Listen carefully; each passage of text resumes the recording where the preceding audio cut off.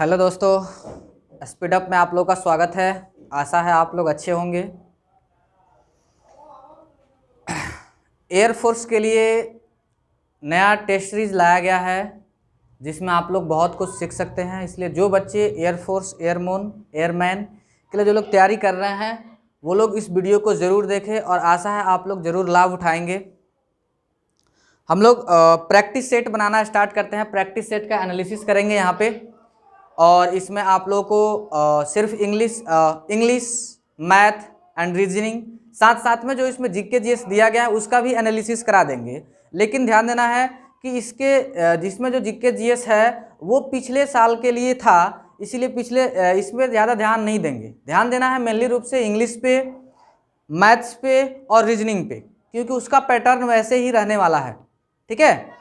GK GS के लिए आप लोग एक्चुअली में इसमें करंट अफेयर पूछा गया है मैक्सिमम, और कुछ ऐसी चीज़ें हैं जो साइंस से पूछी गई है, तो उसको भी हम लोग देखते चलेंगे किस तरह से किस टॉपिक से उठाया जा रहा है क्वेश्चन, इस पर भी हम लोग ध्यान देंगे। देखा जाए हम लोग स्टार्ट कर रहे हैं सबसे पहले इंग्लिश से ही जो इंग्लिश का सेट है उसी का एनालिसिस करते हैं। सबसे पहले हम लोग देखेंगे एक्चुअली में इसमें पैसेज देता है। सबसे पहले इंग्लिश में क्या आता है जी? पैसेज आता है। तो पैसेज का एनालिसिस कराना थोड़ा सा यहाँ पे दिक्कत है, इसलिए कि पैसेज पूरा लिखना पड़ेगा बोर्ड पे, तभी अच्छे से समझ में आएगा। और पूरा पैसेज अगर हम लोग बोर्ड पे लिखते हैं हम तो बहुत टाइम लगेगा, उसका एनालिसिस कराने में दिक्कत होगा। इसलिए हम सिर्फ पैसेज को छोड़ दिए हैं। पैसेज के बाद जितना भी एंटो, साइनो, ग्रामर, आर्टिकल, प्रेपोजिशन जितने भी क्वेश्चन आते हैं इस सब का एनालिसिस हम कराने जा रहे हैं। फ्रेजल वर्ब हो गया, ठीक है, इंग्लिश में इन सब का एनालिसिस कराएंगे। साथ साथ में ओवरऑल टोटल मैथ का एनालिसिस कराएंगे, और फिर टोटल रीजनिंग का एनालिसिस कराएंगे, और जीके जीएस का। तो चलिए हम लोग देखते हैं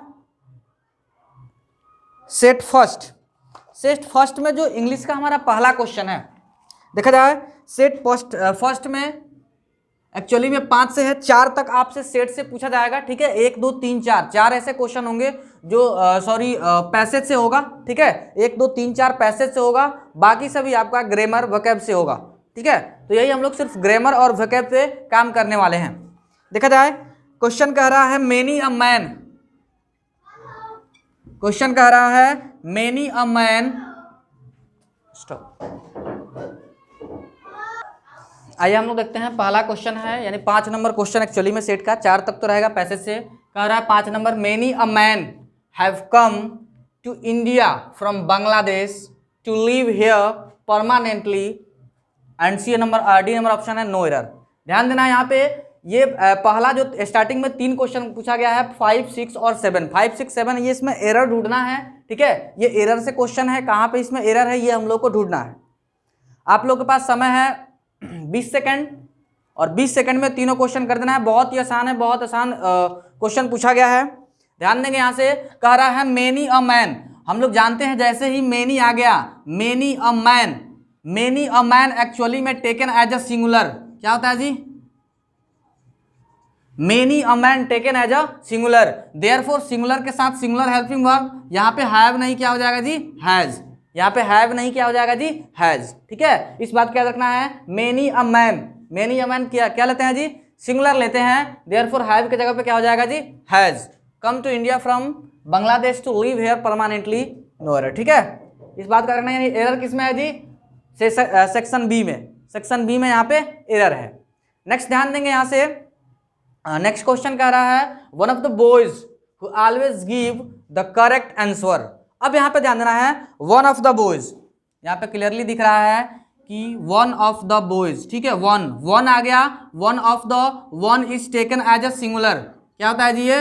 one of the boys is taken as a singular. जब सिंगुलर सब्जेक्ट है तो इसके साथ वर्ब भी सिंगुलर आना चाहिए, जबकि यहाँ पे लगाया है क्या जी? गिव नहीं, यहाँ पे क्या हो जाएगा जी? गिव्स। ठीक है, who always gives the correct answer is Samuel. आ रहा है समझ में? आइए नेक्स्ट देखते हैं 7 नंबर क्वेश्चन क्या कह रहा है। कह रहा है I work as a medical representative for 8 months। यहाँ पे ध्यान दे रहा है, ये एक्चुअली में ये कह रहा है, ठीक है, वो किसी से कह रहा है I work as a medical representative for 8 months। Actually में कह रहा है कि मैं 8 महीने तक एज अ मेडिकल रिप्रेजेंटेटिव के रूप में काम किया हूँ। ठीक है। तो यहाँ पे ध्यान है ये प्रेजेंट परफेक्ट का है, तो यहाँ पे हम लोग हैव का प्रयोग करेंगे, आई हैव वर्कड, ठीक है। यानी इसमें ए में ही मिस्टेक है, I have worked as a medical representative for 8 months। आ रहा समझ में। नेक्स्ट देखा जाए, ये एक्चुअली में जो है ये यहाँ पे भरना है, खाली जगह छोड़ा गया है। On reaching the top of the bridge, sorry ridge, we came upon a dash dash of monkeys.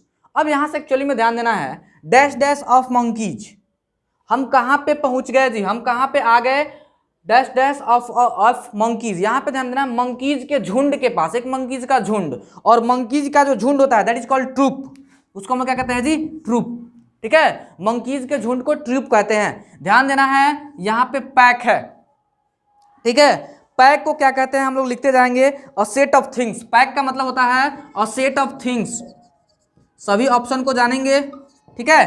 A set of things यानी वस्तुओं के समूह को हम लोग पैक कहते हैं, ठीक है। जैसे हम लोग कहते हैं किसी चीज को पैक कर दीजिए, अरे समझ में, कहते हैं किसी चीज को पैक कर दीजिए, तो यहाँ पे हम लोग क्या करेंगे जी, पैक को क्या कहते हैं, अ सेट ऑफ थिंग्स। लेकिन यहाँ पे ग्रुप ऑफ मंकीज को हम लोग क्या कहेंगे, ट्रूप। ग्रुप ऑफ मंकीज को क्या कहते हैं, ट्रूप, तो यहीं पे लिखेंगे और ट्रूप ऑफ मंकीज, इस बात का रखना है। तो कहते हैं हर्ड, हर्ड का मतलब होता है ग्रुप ऑफ, ध्यान देना है, हर्ड का मतलब होता है group of dear, group of dear, ठीक है। यानी हिरन का जो झुंड होता है दैट इज कॉल्ड हर्ड। हिरन का जो ग्रुप होता है उसको हम क्या कहते हैं जी, हर्ड कहते हैं। वही अगर कॉलोनी की बात करें तो अ ग्रुप ऑफ पीपल, क्या कहते हैं जी, ग्रुप ऑफ पीपल, जहां पे लोग रहते हैं, लोगों का जहां पे ग्रुप होता है that is called colony, that is called colony यानी ग्रुप ऑफ पीपल। तो इस बात को हम लोग को अच्छी तरह से ध्यान रखना है, नोट किया जाए, जल्दी जल्दी इसको नोट कर लेना है, और जो भी एनालिसिस कराया जा रहा है खास करके ये इसको लिखते जाना है और याद कर लेना है।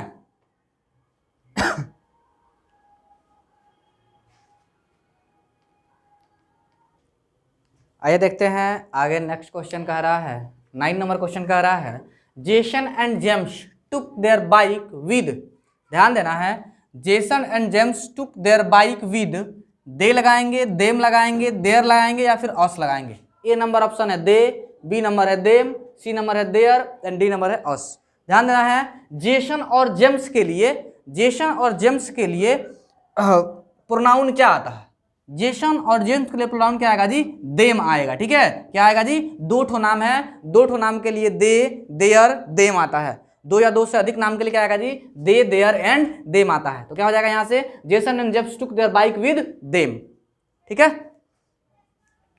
नेक्स्ट ध्यान देंगे, यहां पे चूंकि प्रेपोजिशन है, ठीक है, यहां पे क्या है जी, प्रेपोजिशन है, प्रेपोजिशन के जस्ट बाद, प्रेपोजिशन के जस्ट बाद जो प्रोनाउन का केस होगा वो ऑब्जेक्टिव केस होता है।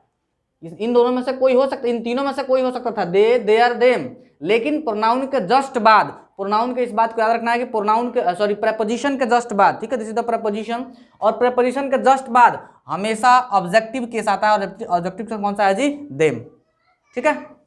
नेक्स्ट देखा जाए, 10 नंबर कह रहा है, those are probably the 10 that curtains in the store. यहाँ पे हम लोग को भरना है fancy, fancier, fanciest and most fanciest. क्या भरेंगे, यहाँ पे क्लियरली दिख रहा है कि अगर फैंसी भरते हैं तो इसके पहले आर्टिकल द लगाता है, आर्टिकल द कभी भी कंपैरेटिव डिग्री के पहले नहीं लगता, this is in the comparative degree, ठीक है, क्योंकि ये डिग्री का क्वेश्चन है। यहाँ पे ध्यान देंगे, those are probably the, fancier नहीं होगा, फैंसियर क्या होगा जी, नहीं होगा, क्योंकि कंपैरेटिव डिग्री के पहले भी आर्टिकल द नहीं लगता है, वो रेयर केस में, एक स्पेशल केस में लगता है जो कि यहाँ पे नहीं है। नेक्स्ट ध्यान देंगे, यहाँ पे है फैंसीएस्ट, क्या है जी, सुपरलेटिव डिग्री, हम लोग को पता है सुपरलेटिव डिग्री के पहले द लगता है, यानी ऑप्शन नंबर सी, हमेशा याद रखना है सुपरलेटिव डिग्री के पहले आर्टिकल द लगता है। और सुपरलेटिव डिग्री ये हो ही नहीं सकता है कि मस्ट भी लगा हो और ईएसटी भी लगा हो, दोनों एक साथ नहीं आता, ठीक है, तो ऑप्शन ऐसे ही कट कर देंगे, बचेगा एक ही। नेक्स्ट देखा जाए, ये जो क्वेश्चन है डिटरमाइनर से है, ठीक है, ये क्या है जी, डिटरमाइनर से क्वेश्चन है, कह रहा है इसमें डिटरमाइनर ये सब भरना है, क्या भरेंगे, do you have dash dash post card, yes I have, क्या आपके पास कोई एक भी पोस्ट कार्ड है, इसका मतलब ये हुआ। तो एनी सम, कोई कुछ अच्छा नहीं लग रहा है, एनी नॉन, कोई भी नहीं अच्छा नहीं लग रहा है, सम कुछ है नहीं अच्छा लग रहा है, एनी वन कोई एक, एनी वन कोई एक, कह रहा है do you have dash dash post card, any one post card, do you have any one post card, क्या आपके पास कोई एक पोस्ट कार्ड है, यस आई हैव, यहाँ मेरे पास एक है, ठीक है। ध्यान देना है, नेक्स्ट जो क्वेश्चन है 12 नंबर, ये कह रहा है एडवर्ब ऑफ मैनर से है, ठीक है, adverb of manner. Adverb of manner जानने जा कह रहा लेटर, यस्टरडे और टुमारो। कौन कैसे आएगा एडवर्ब ऑफ मैनर्स में, ठीक है, almost, nearly, quite, hourly, annually, usually, या फिर हेविली, केयरफुली एंड नीटली।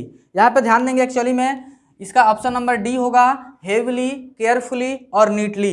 यानी कोई भी चीज होगा जो भारी दिखेगा, हैबिली, ठीक है, जिसका सकते हैं कि अगर बहुत भारी दिखेगा तो उसको केयरफुली काम करेंगे, नीटली और अच्छे से काम करेंगे, ठीक है।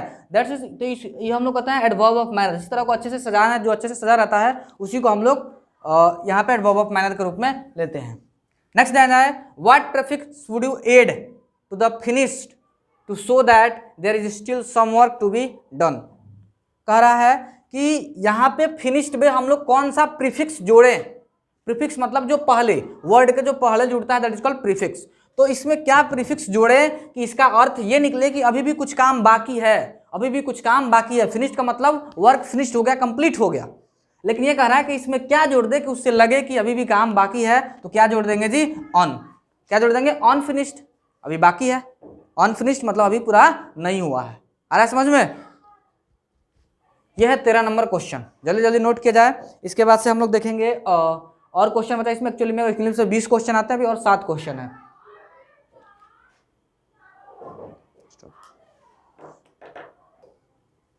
देखा जाए नेक्स्ट हमारा 14 नंबर क्वेश्चन क्या कह रहा है, I should go him, he dash dash need my help.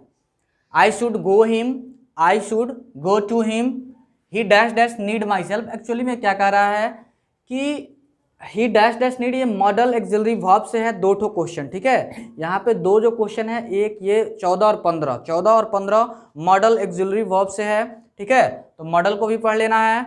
और उसके बाद से 16 और 17 प्रेपोजिशन से है। 16 17 किससे है जी, प्रेपोजिशन से है।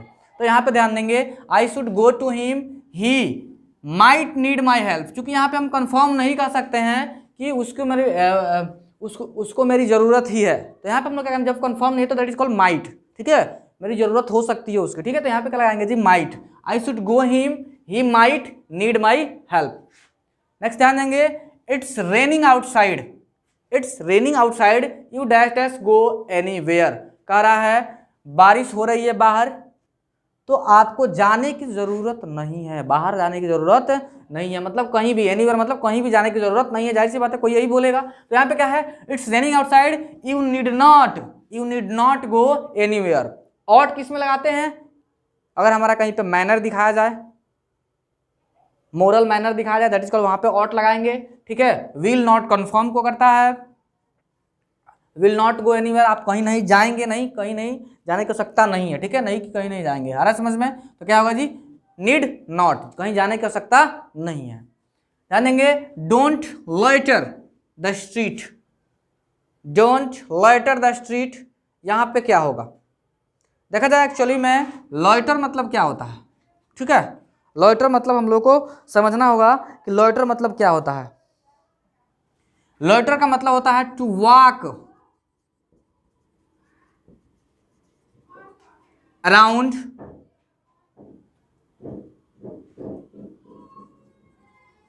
समवेयर। क्या होता है जी, लॉइटर का मतलब होता है टू वॉक अराउंड समवेयर, किसी चीज के चारों ओर ऐसे टहलना या फिर खड़ा होकर देखना, लेकिन वहां पे वो मना है, ठीक है। तो वही कह रहा है, ये एक्चुअली नेगेटिव सेंस में आता है, डोंट लॉइटर मतलब वो गली है जहाँ पे खड़ा होने से या घूमने से मना है। अरे समझ में, उस तरह की चीज़ों को हम लोग लॉइटर कहते हैं, ठीक है। तो उस तरह के यहाँ पे एक्चुअली मूवमेंट दिखाया जा रहा है, मूवमेंट की बात। और मूवमेंट किस में आता है जी, अबाउट। हमारा अबाउट एक प्रपोजिशन ऐसा है जो कि मूवमेंट को दिखाता है, ठीक है। इनटू भी दिखाता है, लेकिन इनटू बाहर से जब अंदर आते हैं, बाहर से जब अंदर आते हैं तब इनटू की बात होती है। ये भी मूवमेंट को ही दिखाता है, और अबाउट भी मूवमेंट को, अबाउट किसी जगह से जगह तक, ठीक है। तो यहाँ पे हम लोग अबाउट करेंगे, उसी जगह की बात की जा रही है। लेकिन यहाँ पे क्या होगा जी, उन्हें इसी जगह पे घूम रहा है तो अबाउट। अगर दूसरे किसी एक जगह से तो किसी दूसरे में एंट्री कर रहा है तब वहाँ पे इनटू लगाते हैं। नेक्स्ट देखा जाए, यहाँ पे 17 नंबर कह रहा है, they will go to Bengaluru dash dash plane. कभी भी दे विल गो टू यातायात के साधनों के साथ, ठीक है, वहां पे हम लोग बाई का प्रयोग करते हैं। They will go to Bengaluru by plane, by bus, by train. आ रहा है समझ में? तो जब भी आएगा तो हम लोग यहाँ पे किसका प्रपोजिशन बाई का प्रयोग करते हैं। नेक्स्ट देखा जाए 18 नंबर जो हमारा क्वेश्चन है, एच का साइनोनिम पूछा गया है। तो पहले एच का मतलब पता होना चाहिए। एच का मतलब होता है पेन। क्या मतलब होता है जी? पेन यानी दर्द। एच का मतलब होता है पेन यानी दर्द। तो जब एच का मतलब पेन होता है तो इसमें किसका मतलब पेन होता है? यहां पे देखा जाए कंफर्ट, कंफर्ट नहीं होता, कंफर्ट का मतलब होता है आराम, है ना, ये तो उसका अपोजिट हो गया। ईज का मतलब क्या होता है? ध्यान देंगे, रिलीफ। यहां पे जो रिलीफ है, रिलीफ का मतलब होता है आराम पाना। ठीक है, रिलीफ का मतलब क्या होता है जी? आराम पाना। नेक्स्ट है हमारा ईज।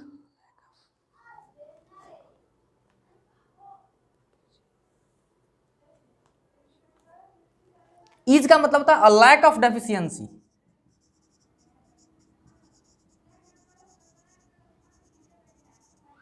और सफरिंग का मतलब एक्चुअली में पेन होता है। ठीक है, सफरिंग का मतलब ही होता है क्या जी? पेन, किसी पेन से सफरिंग करना। तो दैट इज कॉल्ड, यहाँ पे एज का जो एक्चुअल साइनोनिम हो गया जी सफरिंग है। एज का सफरिंग जो एक्चुअल साइनोनिम हो गया जी सफरिंग है। आ रहा है समझ में? नेक्स्ट देखा जाए, नेक्स्ट हमारा जो क्वेश्चन पूछा गया है ये 19 नंबर यहीं पे है। ड्यूटी, ड्यूटी का अपोजिट पूछा गया है। ड्यूटी का अपोजिट बनाना है। ड्यूटी का opposite, opposite duty. Commission, clearly लग रहा है कि कमीशन किसी चीज का नाम होता है जिसमें लोग ड्यूटी, उसमें भी ड्यूटी करते हैं, कमीशन में भी। ठीक है, जैसे एसएससी, स्टाफ सिलेक्शन कमीशन, तो वहां पे भी क्या है, मतलब उसमें भी, उस कमीशन में भी काम करने की बात हो जाती है। थोड़ा सिमिलर है, अपोजिट हो नहीं सकता है।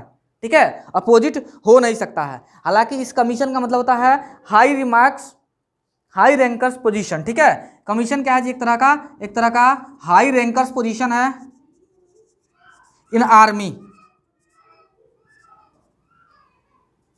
High ranker position in army या फिर बहुत सारी चीजों में होता है। ठीक है, एक तरह का हाई रैंकर पोजीशन है, और इसमें भी, इस पोजीशन पे भी लोग क्या करते हैं? अपना ड्यूटी करते हैं, काम करते हैं। तो फिर ये इसका सिमिलर है, ये अपोजिट नहीं हो सकता है। देखा जाए ऑब्लिगेशन। ठीक है, ऑब्लिगेशन का मतलब क्या होता है? ऑब्लिगेशन का मतलब होता है to do something,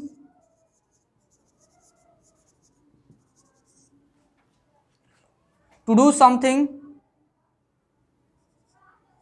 with rule, किसी रूल के अनुसार। ठीक है, किसी रूल के अनुसार किसी चीज को करना, दैट इज कॉल्ड ऑब्लिगेशन। किसी रूल के अनुसार किसी चीज को करना क्या कहलाता है जी? ऑब्लिगेशन कहलाता है। तो ऑब्लिगेशन भी हो ही नहीं रहा है, इसमें भी एक रूल के अनुसार कर रहे हैं, मतलब अपना हमारा एक ड्यूटी होगा वहां पे, तो कर रहे हैं। इरेस्पॉन्सिबिलिटी, इसका जस्ट अपोजिट देखा जाए, ड्यूटी का इरेस्पॉन्सिबिलिटी। ठीक है, ये क्लियरली क्या जी? अपोजिट दिख रहा है। रोल का मतलब भी काम करना, रोल का मतलब भी हम ड्यूटी कर रहे हैं, अपना रोल कर रहे हैं, बात एक ही है ना। तो ये भी क्या जी? साइनोनिम है। तो यहाँ पे अपोजिट कौन सा है जी? इरेस्पॉन्सिबिलिटी। अपोजिट कौन सा है जी? इरेस्पॉन्सिबिलिटी। देखा जाए यहाँ पे 20 नंबर क्या कर रहा है? 20 नंबर है, क्वेश्चन कह रहा है मेक इंट्रोगेटिव सेंटेंस। जो भी ये सेंटेंस लिखा गया है ये वाला, इस सेंटेंस का इंट्रोगेटिव बताना है कि निम्न में से कौन सा इंट्रोगेटिव सही है। ठीक है, क्वेश्चन कह रहा है प्लीज वेट फॉर मी। क्या क्वेश्चन कह रहा है जी? क्वेश्चन कह रहा है प्लीज वेट फॉर मी। यहां पे ध्यान देंगे, इसका इंट्रोगेटिव बनाना है। Will you please wait for me, will you wait for me please, will you not wait for me please, can you not wait for me. Clearly यहां से देखो, ऑब्जर्व को छांटते हैं हम लोग, ये एक्चुअली में निगेटिव है नहीं, निगेटिव है नहीं, ये दोनों निगेटिव बनाया गया, क्लियरली ये होगा नहीं दोनों। ठीक है, दोनों में नॉट लगा दिया गया है। अरे समझ में, ये निगेटिव नहीं हो सकता। अब दोनों पॉजिटिव बताया है, इसमें कौन सा होगा? हमेशा ध्यान देना है, जब भी प्लीज ये जो वर्ड आता है, ये हमेशा इंट्रोगेटिव बताते वक्त लास्ट में लिखते हैं। किसमें लिखते हैं जी? लास्ट में लिखते हैं, मतलब ये नहीं होगा। ठीक है, प्लीज जो आता है इंट्रोगेटिव बनाते वक्त हम लोग, ये प्लीज कहां पे आता है जी? लास्ट में आता है। तो will wait for me please, note कर लिया जाए। ये था हमारा इंग्लिश का एनालिसिस। ठीक है, सेट फर्स्ट का इंग्लिश का एनालिसिस। जल्द ही इसका मैथ का भी एनालिसिस कराया जाएगा। जीके जीएस मैथ और रीजनिंग का एक ही दिन करा देंगे। ठीक है, अभी सिर्फ इंग्लिश का हुआ, आज के लिए रहने देते हैं। फिर हम लोग अगला जो इसका मैथ का है, रीजनिंग का है और जीके जीएस का एनालिसिस है, ये हम लोग अगले दिन देखेंगे।